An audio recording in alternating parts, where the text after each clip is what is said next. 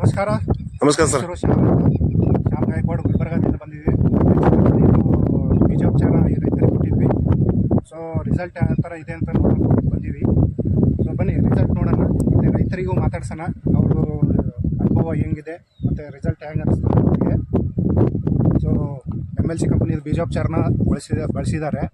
So MD ಸರ್ಗೆ ತುಂಬ ಧನ್ಯವಾದ ಹೇಳ್ತೀನಿ. ಯಾಕಂದ್ರೆ ಒಂದು ಅದ್ಭುತವಾದ ಪ್ರಾಡಕ್ಟ್ಸನ್ನು ತಯಾರು ಮಾಡಿದ್ದಾರೆ. ಖಾತಾ ಹಾಕಲಾರ್ದಾಗೆ ಇವರು ರೈತರು ಬೆಳೆದಿದ್ದಾರೆ. ಸೊ ತುಂಬ ಧನ್ಯವಾದ MD ಸರ್ಗೆ. ಬನ್ನಿ ನೋಡೋಣ.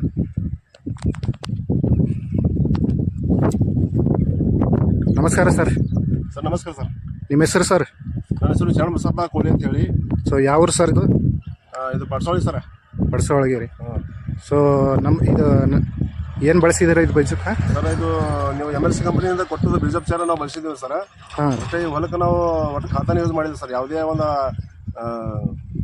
ರಾಸಾಯನಿಕ ಗೊಬ್ಬರನ ಯೂಸ್ ಮಾಡಿಲ್ಲ ಸರ್. ಅಂದ್ರೆ DAP ಯೂರಿಯಾ ಇದು ಏನೂ ಹಾಕಿಲ್ಲ, ಬರೀ ಬೀಜೋಪಚಾರ ಆರ್ಗ್ಯಾನಿಕ್ ಆಗಿರ್ತಂಥ ಬೀಜೋಪಚಾರ MLC ಕಂಪನಿದು ಕೊಟ್ಟಿರ್ತಕ್ಕಂಥದ್ದು ಯೂಸ್ ಮಾಡಿದ್ದೀವಿ ಸರ್.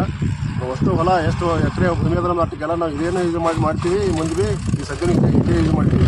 ಓಕೆ ಸರ್, ನೋಡೋಣ ರಿಸಲ್ಟ್ ಹೆಂಗಿದೆ, ನಾಟಿ ಹೆಂಗೆ ಬಂದಿದೆ ನೋಡೋಣ. ಸರಿ ಅನ್ಸುತ್ತೆ, ರಿಸಲ್ಟು ಸರಿ ಅನ್ಸುತ್ತೆ ಸರ್.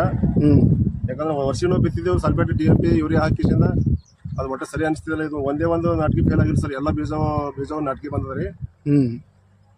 ಮತ್ತು ಬೆಳೆನೂ ಸರಿಯಾಗದ ಸರ್. ಡೌಲಕ್ಕಿಂತ ಬೆಳೆ ಸರಿಯಾಗದ ರೀ.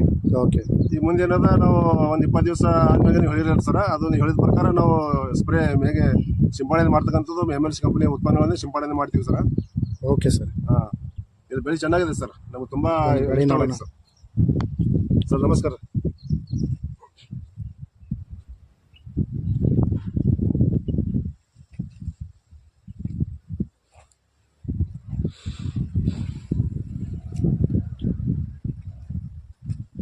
ನೋಡಿ ಫ್ರೆಂಡ್ಸ್, ಎಲ್ಲ ನಾಟಿಗೆ ಚೆನ್ನಾಗಿ ಬಂದಿದೆ. ಇಲ್ಲೇ ಪಕ್ಕದಲ್ಲಿ ಇನ್ನೊಂದು ಅವರು ಖಾತ ಹಾಕಿ ಬಿತ್ತನೆ ಮಾಡಿದ್ದಾರೆ, DAP ಯೂರಿಯಾ ಹಾಕಿ. ಸೊ ಅವ್ರ ಬೆಳೆ ಹೆಂಗಿದೆ, ನಮ್ಮ ಬೆಳೆ ಹೆಂಗಿದೆ ತೋರಿಸ್ತೀನಿ.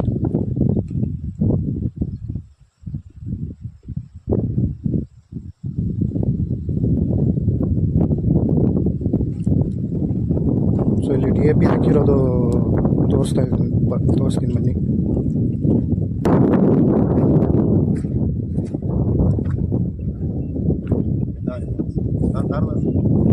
ನೋಡಿ ಫ್ರೆಂಡ್ಸ್, ಇವರು DAP ಯೂರಿಯಾ ಅದು ಎಲ್ಲ ಹಾಕಿ ಬಿತ್ತನೆ ಮಾಡಿದ್ದಾರೆ.